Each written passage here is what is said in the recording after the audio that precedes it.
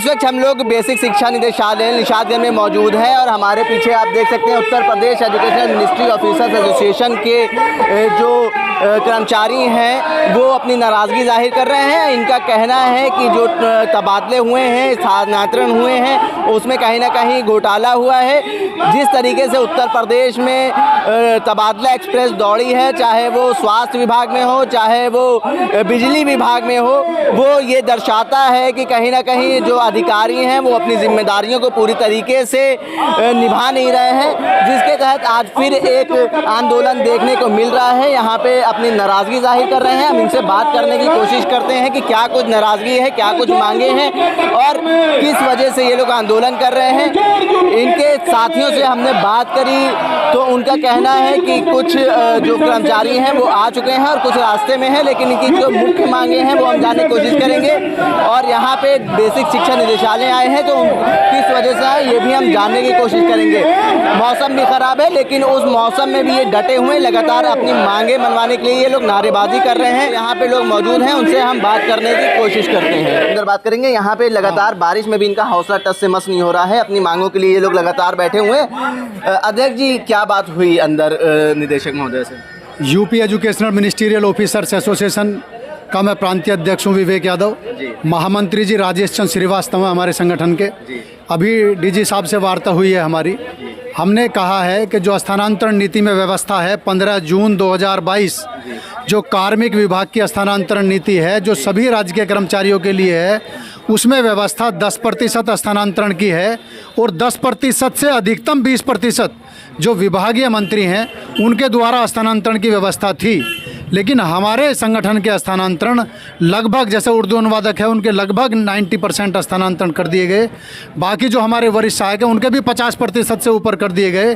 प्रधान सहायक की भी ऐसी ही स्थिति है। पहला मुद्दा तो ये है कि स्थानांतरण की जो प्रतिशत थी वो प्रतिशत इन्होंने बढ़ा दी है। दूसरा मुद्दा ये हमारा है, हमारी 2 तरह की स्थानांतरण नीति होती है। एक मंडल स्तर पर जिसमें 3 पद हमारे हैं, कनिष्ठ सहायक, वरिष्ठ सहायक और आशुलिपिक। उनका स्थानांतरण सभी संयुक्त शिक्षा निदेशक के माध्यम से होने चाहिए थे। दूसरा संवर्ग है हमारा निदेशालय स्तर, जिसमें प्रधान सहायक, प्रशासनिक अधिकारी, व्यक्तिक सहायक ग्रेड 1, व्यक्तिक सहायक ग्रेड 2, उनके स्थानांतरण निदेशालय स्तर से किए जाने चाहिए थे।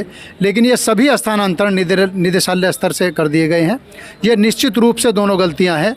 तीसरी गलती ये है कि एक पद आदमी 2 स्थानांतरण कर दिए गए हैं। तो एक पद पे इन्होंने क्या करा, अभी डीजी साहब ने एक वेतन रोकने का आदेश कर दिया। वो अभी हमारी बात हुई है, उसमें संशोधन होगा। जब इनका पद ही वहाँ नहीं है, एक आदमी है तो एक ही पद होना चाहिए। एक पद आदमी 2 कर दिए तो एक आदमी कहाँ जाएगा? तो इन्होंने कहा है कि जितनी त्रुटियाँ तुम दोगे उस सब का निस्तारण 2 दिन में कर देंगे। दूसरा, जिसका स्थानांतरण आपने वहाँ कर दिया और वहाँ पद ही नहीं है। तीसरा, जो हमारे संगठन के पदाधिकारी हैं उसके डीएम की अनुमति के बगैर स्थानांतरण नहीं होना चाहिए। उनके स्थानांतरण को भी इन्होंने आश्वासन दिया है कि वो आश्वासन हम देते हैं कि उनको भी हम निरस्त कर देंगे या संशोधित कर देंगे। दूसरा, जो परिवार में कोई बीमार है या वो स्वयं बीमार है उसका भी स्थानांतरण कर दिया। मान लिया किसी को ऊपर आपने स्थानांतरण कर दिया और उसके बस की चढ़ना नहीं है, वो अपना कार्य कर सकता है लेकिन नीचे कर सकता है, उसका भी स्थानांतरण कर दिया गया। इसी प्रकार की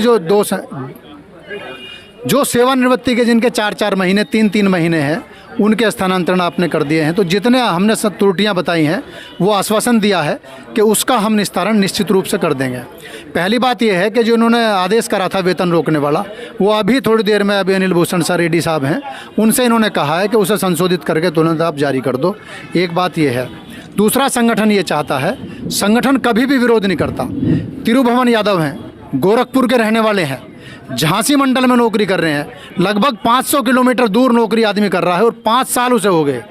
अगर इस प्रकार के स्थानांतरण आप जिसमें आपने 1035 स्थानांतरण किए हैं, जो लोग पीड़ित हैं उनके भी आप स्थानांतरण नहीं करोगे तो कैसे करोगे? तो डीजी साहब ने कहा है कि लिखित में दीजिए, जितने लोग ऐसे छूट गए हैं उन सब के स्थानांतरण मैं कराऊंगा।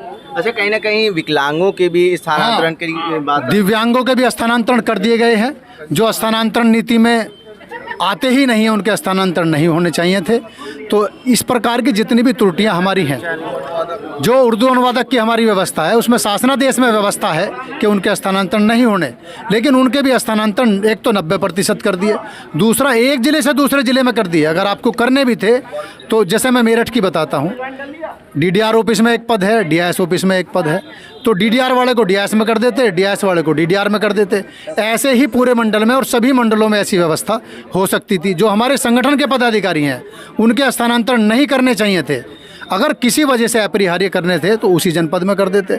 मनोज मलिक बागपत में है, 130 किलोमीटर दूर उसका स्थानांतरण कर दिया। गंगादास गौतम है, बुलंदशहर के रहने वाले हैं, बागपत में कोने पर उसे जगह दे दी।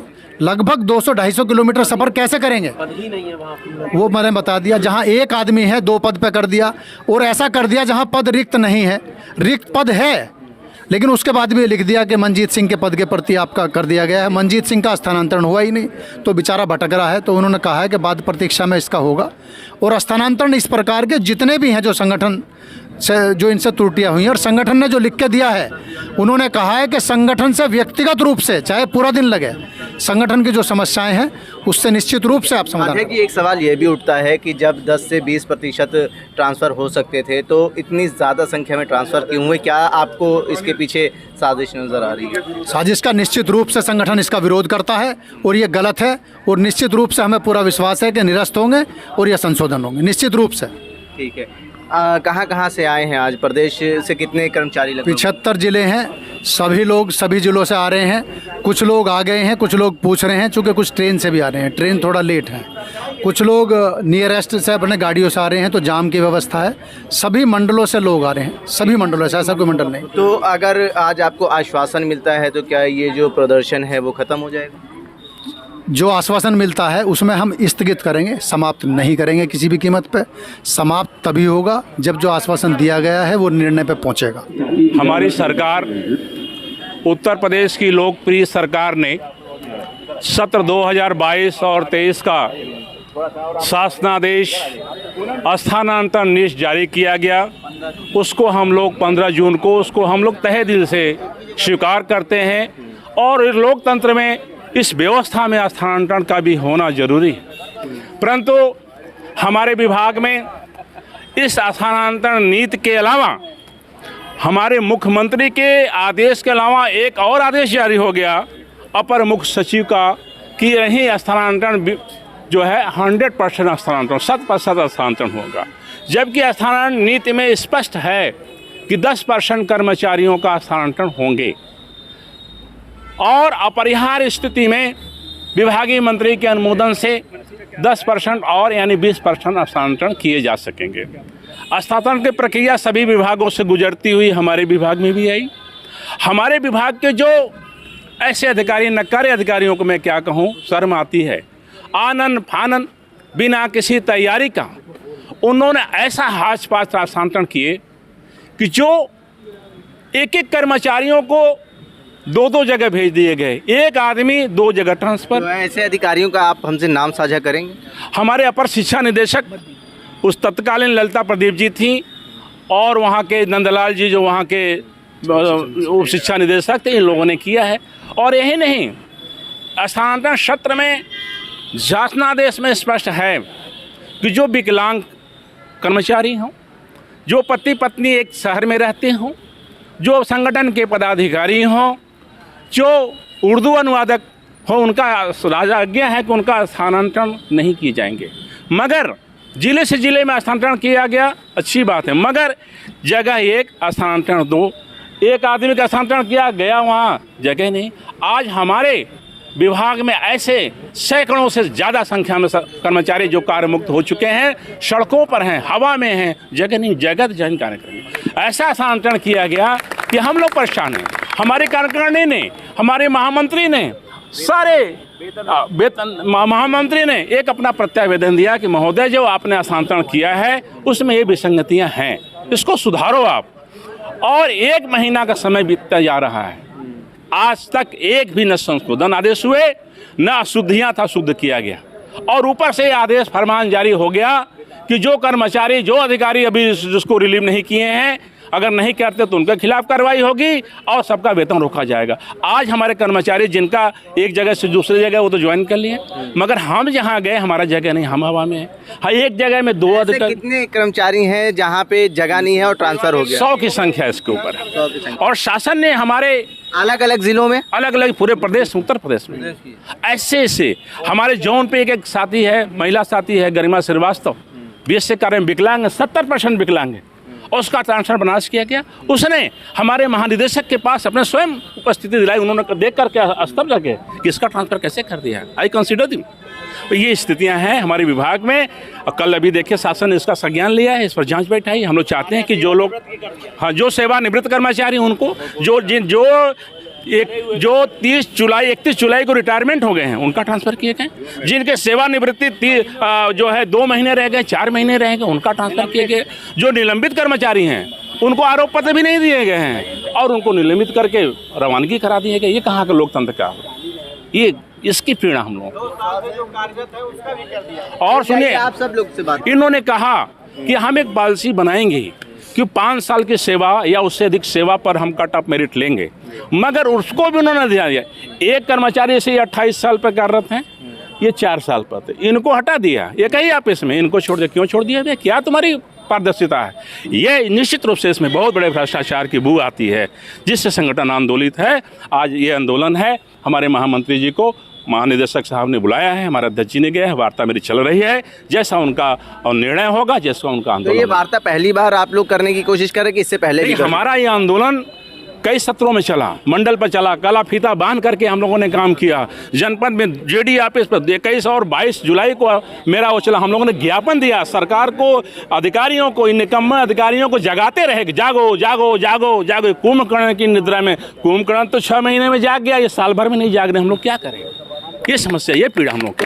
कहाँ से आए हैं कर्मचारी इस आंदोलन? ये कर्मचारी पूरे उत्तर प्रदेश से, मेरठ से लेकर उरई, जालौन, झांसी, बनारस, गाजीपुर, अमरोहा, मेरठ, सारे प्रदेश से अभी सारे हम साथी आ रहे हैं। आपका ट्रांसफर कहाँ से कहाँ करा? मेरा ट्रांसफ़र हुआ है, जैसे कि मान लीजिए मैं इस कार्यालय में हूँ, अपर शिक्षा निदेशक, एक एग्जाम्पल दे रहा हूँ, अपर शिक्षा निदेशक बेसिक मान लीजिए मैं कार्यरत हूँ, ठीक है। मेरा ट्रांसफ़र दिखा दिया कि नहीं आप इलाहाबाद में कार्यरत हो, तो ऐसा ही मैं त्रिशंकु के लड़का हूँ, क्या करूँ? आप कहाँ से आए हैं और आपका ट्रांसफर कहाँ से कहाँ करा गया? मैं संगठन का प्रांतीय उपाध्यक्ष हूँ। अधिकारियों ने जो अनियमित ट्रांसफ़र किया है उसके विरोध में 28 जून को जो ट्रांसफ़र आदेश जारी किया है 1000 से ऊपर कर्मचारियों का, इसका संज्ञान होने पर हमारे प्रांतीय महामंत्री और प्रांतीय अध्यक्ष ने तत्काल इस चीज़ को शिक्षा निदेशक, अपर शिक्षा निदेशक सबको अवगत कराया कि इस स्थानांतरण में तमाम विसंगतियां हैं, इसको सुधारा जाए। पत्र देने के बावजूद कोई कार्रवाई नहीं की गई। अल्टीमेटम दिया गया, 21-22 में जेडी कार्यालयों पे धरना दिया गया, कार्य बहिष्कार करते हुए उसका ज्ञापन भेजा गया संयुक्त शिक्षा निदेशक के माध्यम से शिक्षा निदेशक बेसिक को, किंतु कोई भी कार्रवाई उस पर नहीं की गई, जिसके विरोध में आज 1 महीना बीत रहा है ट्रांसफ़र हुए, लेकिन कोई भी स्थानांतरण आदेश जो अनियमित रूप से हुआ है उसका न तो निरस्तीकरण किया गया, न ही हमारी बातें सुनी गई, जिसके विरोध में प्रांतीय महामंत्री एवं प्रांतीय अध्यक्ष के निर्देश के क्रम में हम लोग आज यहाँ धरने पर उपस्थित हैं। और हमारी मांग है कि जितने भी अनियमित स्थानांतरण हैं उसको तत्काल निरस्त किया जाए और इस कार्य में जितने भी भ्रष्ट अधिकारी लगे हुए हैं उनके खिलाफ कार्रवाई की जाए, यही हमारी मांग है। कितने की संख्या में आज आप लोग यहाँ पे, आपके कर्मचारी जो हैं आज उपस्थित? हमारे पूरे प्रदेश से कर्मचारी आ रहे हैं, कुछ रास्ते में हैं। अभी हमारी संख्या लगभग मैं समझ रहा हूँ कि 200-250 के आसपास हो चुकी है और अभी हो सकता है ये संख्या हमारी और आगे जाए।